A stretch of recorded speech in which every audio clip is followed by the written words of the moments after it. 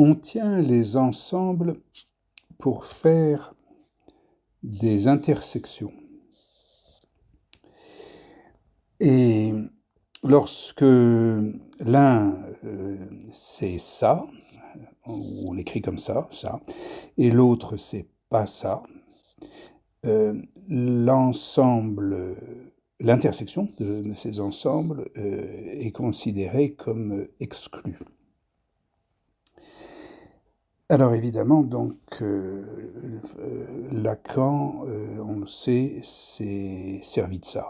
Il s'en est servi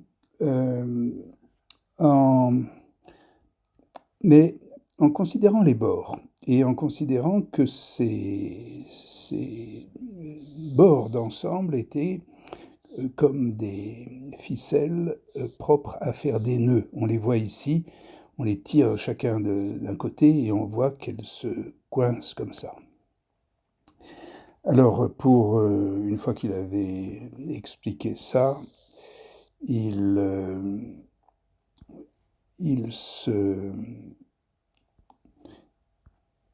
l'écrit un peu plus lâchement, relâché comme ça, et ça fait un poinçon. Et ça, il a appelé ça le poinçon. Donc, ce machin-là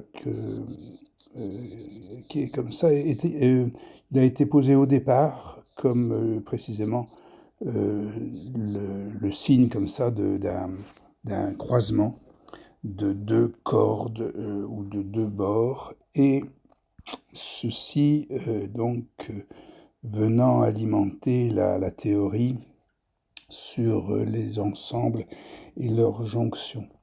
Alors, on peut voir donc ensuite que Lacan qui se réclamait, et vraiment il y a insisté beaucoup, de l'aristotélicisme, même si à un certain moment il a utilisé le trait supérieur sur c'est-à-dire ce qu'on appelle un macron, hein, c'est le signe de la négation absolue.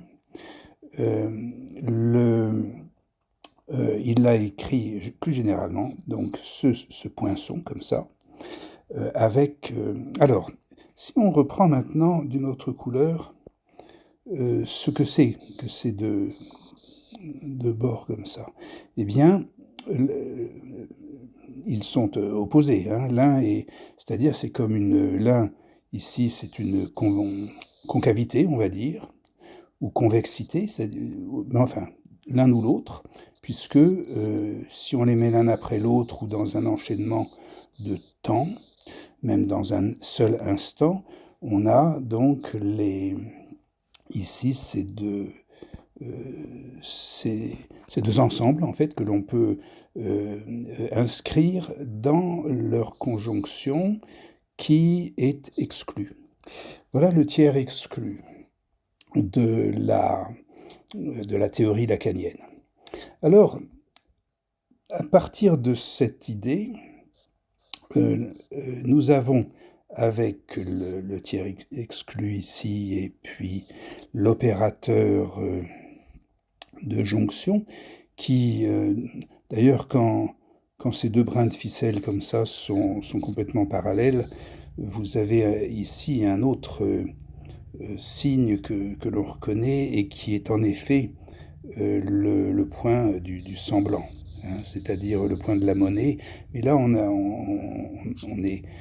a devancé donc ce à quoi nous sommes à présent arrêtés. Et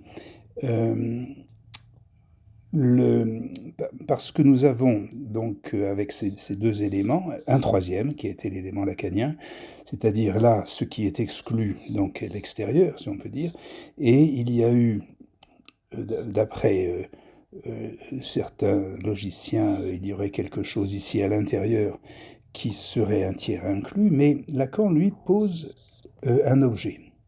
L'objet ici A, qui fait office d'argument du fantasme, hein, puisque ça c'est la formule du fantasme. Hein.